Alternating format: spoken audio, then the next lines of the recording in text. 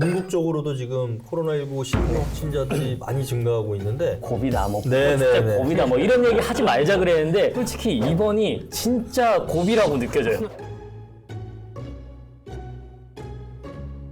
조금만 더 했으면 이제 굳이 대면 안 해도 프로세스가 자리를 잡을 텐데 애매하게 돼버렸다. 정부의 책임이라기보다는 시민들도 돌아봐야 되지 않을까. 급증할 것은 예상 가능한 그렇죠. 일이었잖아요. 늘어나는 비율만큼 위중증 환자도 늘고 있기 때문에 그게 제일 좀 걱정되는 문제인 것 같아요.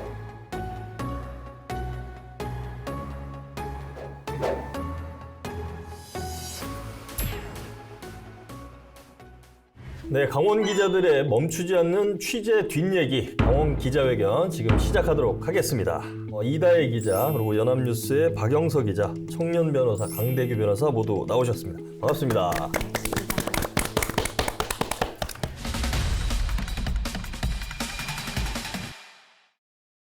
자, 코로나19 단계적 일상 회복인데 주말에 다들 어떻게 보내셨나요? 저는 집콕을 했습니다. 아, 단계적 일상 회복인데.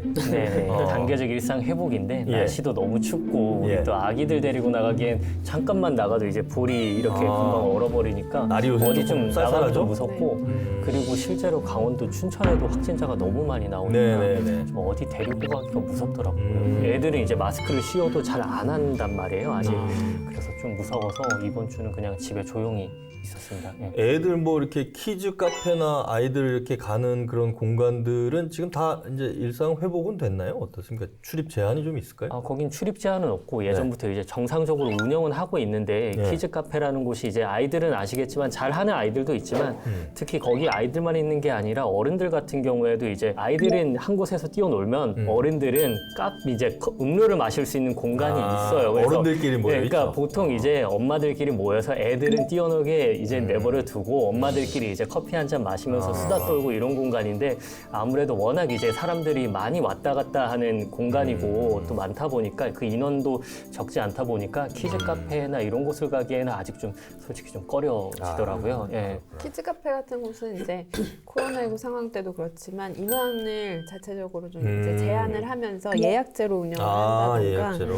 네, 식음료 같은 것도 그때 당시에는 제한을 좀 했었겠지만 지금은 아마 정상적으로 공급되지 않을까. 그러니까 단계적 일상 회복이 됐는데 초기에는 막 누리다가 확진자가 최근 들어서 좀 증가를 하니까 시민 스스로도 자체 방역을 강화하시는 것 같아요. 네, 좀 위축되고 있는 것 같아요. 그렇죠. 네. 좀 돌아다니기 좀 불안하기도 하고 네, 꺼림직스럽고. 지난주에 사실 평일에 모임이 좀 많이 있었어요. 아하. 그 변호사협회 춘천지회도 춘천시의 변호사가 한 50명 정도 되는데 네. 송년회를 하는데 식당을 3개를 멀리 떨어져 있는 식당 3개를 잡아서 12명씩 사전 예약을 받아서 모임을 진행을 했거든요. 그리고 사실 다음 주에도 예정돼 있는 모임이 있었는데 다음 주랑 다다음 주 모임은 지금 일단 추이를 지켜보자라는 걸로 지금 많이 정리가 되고 있는 것 같습니다.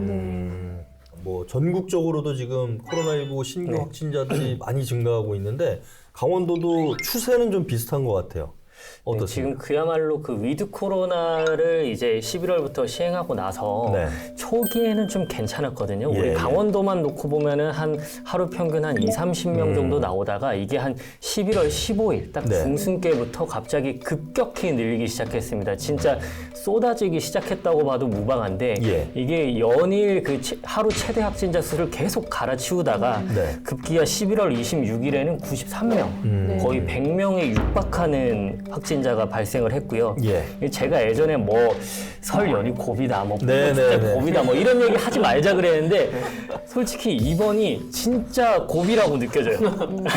그게 왜 그러냐면 제가 이게 단순히 확진자 발생 숫자뿐만이 아니라 그 다른 지표들 있잖아요. 코로나19 위험을 나타내는 그런 지표들, 위중증 환자라든가 사망자 숫자도 지금 최대치란 말이에요, 연일. 그러다 보니까 이게 단순 확진자 발생뿐만이 아니라 이런 수치를 진짜 놓고 봤을 때 이게 진짜 지금 상황이 심각하구나 지금 느껴지는 상태입니다. 네. 우리가 이제 위험한 지표 중에 하나가 단순 확진자 숫자가 아니라 실제 위중증 환자 숫자가 얼마나 되느냐 이거를 좀 봐야 된다 이런 얘기들이 많았었잖아요. 네, 병상 가동률은 좀 어때요? 지금 현재 강원도 내 확보된 이제 병상은 431병상인데 네. 그중에 380여 개가 지금 가동되고 있는 네. 걸로 이게 지금 나타나고 있습니다. 29일 0시 네. 기준이죠. 네, 그래서 가동률은 88% 아이고. 넘어서고 있고 네. 특히 또 중환자 전담 치료 병상도 86% 이상 이제 가동되고 있는 걸로 나타나면서 좀 추가 병상 확보가 좀 시급한 상황으로 보입니다. 강원도에서도 추가 병상 확보 얘기는 계속 했었는데 일단은 지금 갖고 있는 병상이 88%면 거의 다 풀 가동된다는 얘기잖아요. 그러면 위중증 환자가 더 늘어날 거를 대비해서 병상 확보 뭐 이런 건 좀 빠르게 좀 해야 되겠네요. 네, 지난번에 그때 말씀하신 대로 하루 확진자 100명 정도 나왔을 때 네. 강원도에서 긴급 브리핑을 하기도 했었는데 예. 그때 이제 뭐 생활치료센터 순차적으로 좀 뭐 폐쇄하겠다 이런 계획들도 그렇죠. 조금 당분간 이제 유지하는 걸로 이제 바꾸고 재택치료 확대라든가 이런 것도 좀 추이를 지켜보겠다. 그리고 전담 병상도 12월부터 순차적으로 한 100개 정도 더 늘리겠다 이런 계획들도 말씀하기도 했거든요. 예. 그래서 그런 대책들 좀 세워 나가고 있는 것 같아요. 좀 어떻게 보세요? 지금 방역 당국의 대처에 대해서는. 물론 불만이 많으시겠지만. 불만부터 얘기할까요? 저희 대통령 때서 아니, 국민과 얘기한 지 일주일도 안 돼서 거기서 방역 수칙에 대해서 자아자찬을 하셨는데 또 일주일도 안 돼서 이렇게 발생돼가지고 굉장히 우려스럽고요. 네. 일단은 그런 것 같아요. 이 원인에 있어서는 그 백신 접종률이 네. 우리나라가 거의 80%에 육박을 했으니 네. 주변에 보면 백신을 맞았으니까 괜찮다, 백신을 맞았으니까 모이자, 네. 뭐 이런 분위기가 확산이 되면서 아마 더 피해가 우려가 더 많이 나아지는 것 같고요. 약간 그러니까 시민들의 방역에 대한 긴장들이 조금 느슨해졌다. 예, 저는 그렇게 좀 표현을 하고 싶습니다. 느슨해지면 안 되는데 이게 뭐 정부의 책임이라기보다는 예. 이제는 뭐 그 시민들도 공동 책임을 같이 한번 돌아봐야 되지 않을까 이렇게 생각이 듭니다. 실제로 그러면 지금 최근 들어서 급증하고 있는 그 신규 확진자들 양상 그 네. 분들은 어떤 분들이죠 주로? 제가 이렇게 취재를 하면서 살펴보면은 네. 지금 우리 강원도 같은 경우에 이 예. 확진자들의 한 70% 정도가 네. 거의 다 돌파 감염이시더라고요. 그러니까 대부분 맞았는데도 뚫리고 있다는 거거든요. 그러다 보니까 이제 지금 시민들이나 이런 누리꾼들 사이에서도 아니 지금 이렇게 해서 될 일이냐, 이렇게 해서 3차 맞고 4차 맞고 5차 맞고 계속 맞아가지고 이게 될 일인지 진짜 모르겠다. 이런 좀 회의감 이런 시선들이 지금 실제로 존재하기도 하고요. 네. 사실 정부에서 그때 뭐 대국민 담화 말씀하셨는데 네. 그때 문재인 대통령도 사실 확진자가 급증할 것은 예상 가능한 그렇죠. 일이었잖아요. 일상 회복하면서 확진자가 늘어날 수는 있지만 우리가 백신 접종률이 어느 정도 이제 달성했기 때문에 그렇게 위중증으로 갈 확률은 적을 것으로 네. 봤다는 거죠. 근데 네. 문제는 위중증 환자도 지금 확진자가 늘어나는 비율만큼 또 위중증 환자도 늘고 있기 때문에 그게 제일 좀 걱정되는 문제인 것 같아요. 그러니까 백신 접종을 하지 않은 미접종자 플러스 해서 접종 효과가 떨어지는 60세 이상 돌파 감염 요 두 가지로 좀 압축이 되는데 아까 이제 우리 강대규 변호사 얘기하신 대로 시민들의 이런 좀 긴장들이 풀어지면서 사적 모임이 늘어나고 외부 활동들이 증가한 것 요렇게 좀 정리가 되는 것 같아요. 네, 사실 근데 그 도내 확진자가 가장 많이 나왔던 이제 원주 원주요. 같은 경우에 네. 그 원주 확진자들 뭐 확진자 접촉, 뭐 타 지역 확진자의 네. 뭐 접촉 뭐 이런 것도 있었지만 예. 어린이집이나 뭐 교회 같은 사실은 지극히 일상적인 공간에서의 집단 감염이기 때문에 네. 이 부분은 또 일상 회복 단계에서 뭐 그렇게 수칙을 좀 지키는데 좀 해이해졌다거나 이렇게 좀 볼 수 있는 건지. 그거는 좀 어떤 흐름에 어쩔 수 없는 부분인 것 같기는 그렇죠. 한데 우리가 이제 11월 전까지 코로나19 상황에서 일반 기업들, 그다음에 기자들도 마찬가지였잖아요. 우리가 대면 취재들 가급적 자제하고 네. 온라인 브리핑이라든지 화상회의 이제 주로 많이 했었는데 그게 이제 11월 이후에 단계적 일상 회복되면서 그러니까 이게 뭐냐면 원격 근무나 재택 근무가 자리를 잡으려고 막 하는 찰나에 단계적 일상 회복이 지금 과도기 단계로 되니까 야 조금만 더 했으면 이제 굳이 대면 안 해도 이 프로세스가 자리를 잡을 텐데 애매하게 돼 버렸다. 막 이런 좀 지적도 있더라고 걱정이 보니까. 많았었죠. 네. 법원은 그 영상 재판 시작했습니다. 아, 네. 아하. 민사나 형사나 다 법률 개정을 해서 근데 코로나 때문에 뭐 그 개정을 급하게 한 감도 없잖아 있지만 사실 네. 또 논의가 됐는데 그렇죠. 실제로 법정에 참석을 하지 않고 영상으로 이제 재판을 합니다. 그게 시작이 돼요. 집에서도 뭐 접속할 수 네, 있는 접촉할 수가 있고 휴대폰 어플로 접속을 하는 거고요. 교도소야 뭐 화상 접견은 뭐 옛날부터 아. 그 휴대폰으로 가능을 했기 때문에 예. 뭐 그런 부분이고 사회가 전반적으로 이렇게 비대면 접촉, 비대면으로 가는 걸로 다시 한번 생각해봐야 되지 않을까. 근데 우리 민족의 습성이 흥이 있어가지고 만나야 되잖아요. 만나야 돼요. 만나고 손을 잡고 악수를 하고 그래야 되기 때문에 그렇죠. 근데 지금 불안한 거는 네. 사실 자영업자들, 이제 상인분들 이제 조금 모임도 하고 이제 좀 예약도 잡히고 그렇죠. 하는데 이게 다시 또 멈춤을 얘기하는 그런 상황이다 보니까 노심초사 하시는 거죠. 너무 불안하실 것 같아요. 네, 뭐 강원일보 사설도 그렇고 뭐 연합뉴스 실론도 아침에 좀 들여다 보니까 이제 언론사마다 이제 좀 약간씩 버전은 다르긴 한데, 그러니까 무얼 중심에 놓고 생각을 먼저 할 거냐. 그러니까 지금 상황이 좀 아까 박영석 기자 얘기한 대로 우리가 명절마다 민족 대이동 얘기를 하면서 고비라고 얘기를 많이 했는데, 지금 이제 좀 이따가 이제 신종 변종 바이러스 또 얘기하겠지만, 지금이 어떻게 보면 단계적 일상 회복을 한 달 시행하고 나서 그 다음에 앞으로 어떻게 갈지 방향성을 정해야 되는데, 지금이 어떻게 보면 중대 기로다. 네. 이런 이제 사설들이 많이 나오더라고요. 그래서 그 사설 내용도 보니까 일단은 지금 급한 것 우선 끄고 그 다음에 단계적으로 일상 회복하는 게 우선이지 않냐, 이런 이제 내용들이 좀 있는 것 같아요. 혹시 뭐 어떻게 보세요? 일단은 지금 위중증 환자나 사망자의 비율, 이 연령대 비율을 봤을 때 60대 이상 고령층이 많거든요. 예. 그렇기 때문에 뭐 이런 부분을 좀 감안한다고 하면은 또 정부가 뭐 곧 이제 뭐 방역 강화 대책을 내놓겠지만 예. 뭐 소상공인이나 뭐 이런 경제 위축을 우려해서 뭐 다시 뭐 거리두기 뭐 유턴을 하지는 않을 것이다. 이런 네. 좀 관측이 우세한 것 같아요.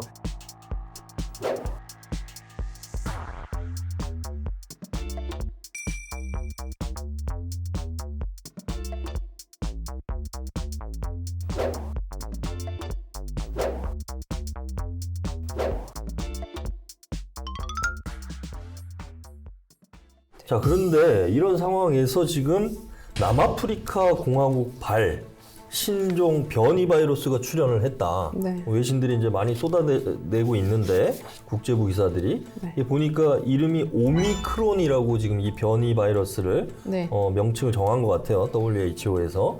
그래서 지금 아프리카에서 시작돼서 유럽의 여러 나라들에서도 이 확진자들이 나왔고, 지금 북미에서도 나왔다 그러고요. 아시아에서는 홍콩에서도 나왔다 네. 그러는데, 일단 우리나라는 아직까지 뭐 변이 출현 관련해서는 뭐 확진자는 없는 것 같아요. 뭐 엎친 데 덮친 격인데 어떻게 봐야 될까요, 이거는?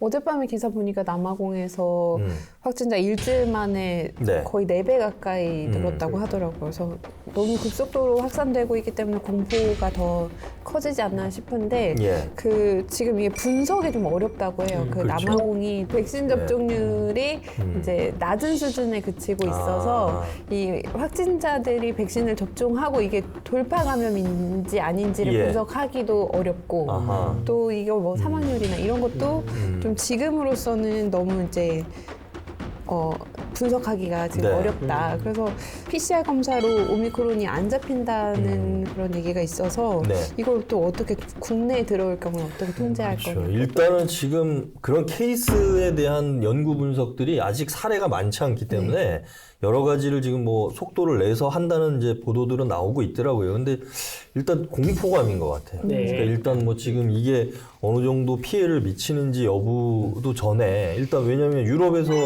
단계적 일상 회복이 아니라 거기 완전 다 풀었었잖아요. 네. 네. 이제 뭐 마스크도 안 쓰고 막 이랬다가 지금 다시 뭐 봉쇄하는 나라가 생긴다 그러고 마스크 다시 다 강제적으로 쓰게 한다고 하는데, 코로나19 나왔을 때 백신을 선진국들이 선점을 해버렸잖아요. 저개발 국가에 나눠지지도 않고.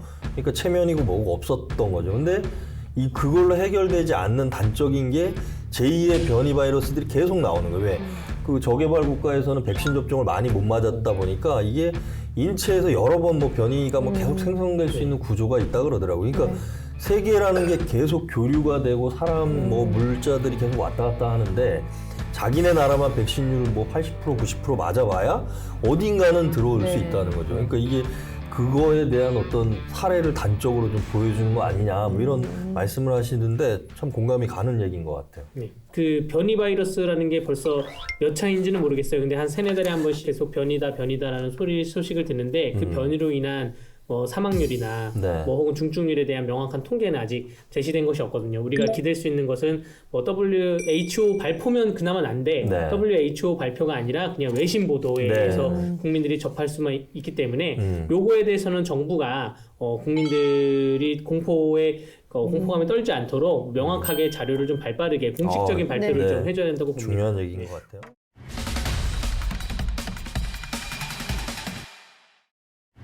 저희가 원래 얘기하려고 했던 우리 춘천 위도 네. 고슴도치섬이 재개발 추진이 된다. 이 사업 내용 좀 설명을 해주세요, 박영석 기자.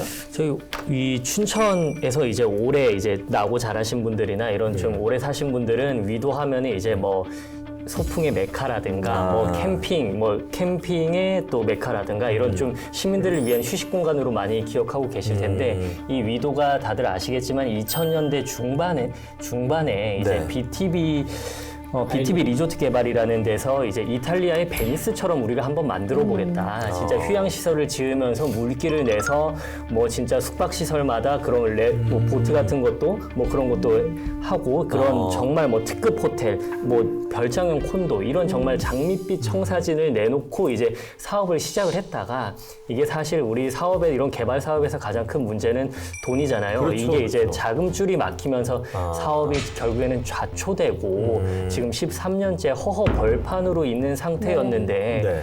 예, 지금 최근에 이제 새로운 좀 신규 투자자가 신규 투자자라고 해야 될까요? 이렇게 나타나서 이번에는 뭐 방향은 비슷합니다. 이제 뭐 중앙에 뭐 인공 해변을 만들고 그 주변으로는 이제 숙박 시설을 또 만들어서 한번 개발을 해보겠다. 한 4천억 원 정도 들여서 해보겠다 하고 지금 나타난 상황인데 네. 뭐 이게 잘 될지 안 될지 지금 지켜봐야 되는 거죠. 예. 네. 제가 자료 찾아보니까 2011년 국감에서 네. 당시에 그 BTB 아일랜드. 리조트 BTB 개발 아일랜드. 예, 리조트 개발. 그 사업자와 프로젝트 파이낸싱 대출 이제 협약을 맺었던 부산저축은행 그룹이 그때 부도가 나면서 이제 자금줄이 막혔다고 맞습니다. 그렇게 하더라고요. 근데 그때 당시에 제2금융권 파동이라고 얘기하더라고요. 그때 이제 좀 어려움을 겪으면서 좀 사업이 계속 좀 지연돼 오다가 결국에는 뭐 사업자의 자금력 아니겠어요? 그렇죠, 이번에도.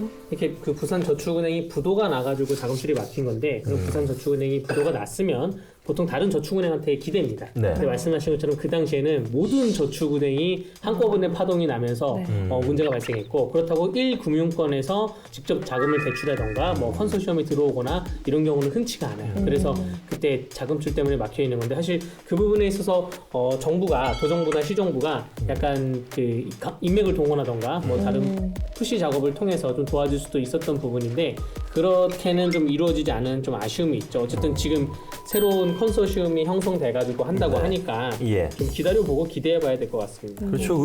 원래 그 위도는 배 타고 들어갔나요, 옛날에? 네, 예, 배 타고 들어갔습니다. 원래 배 타고 들어갔고 다리가 지어진 지는 제 기억에는 4, 5년쯤 지어졌고요. 그 다음에 다리 지어지고 나서 다리로 들어갈 수 있으니까 마임 축제 같은 거를 그 위도에서 통째로 했어요. 도깨비 난장이나 네. 통째로 했고 그런 기억이 있고요.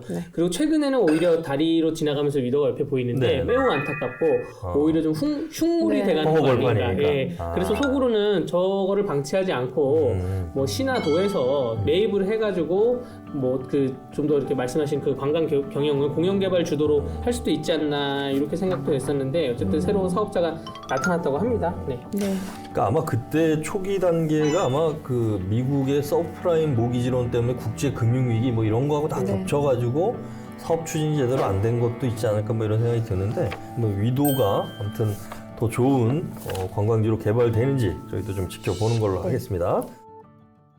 속 시원하게 할 말은 하자. 강원도 열혈 기자들이여. 눈치 보지 말고 강원 기자회견으로 모이세요.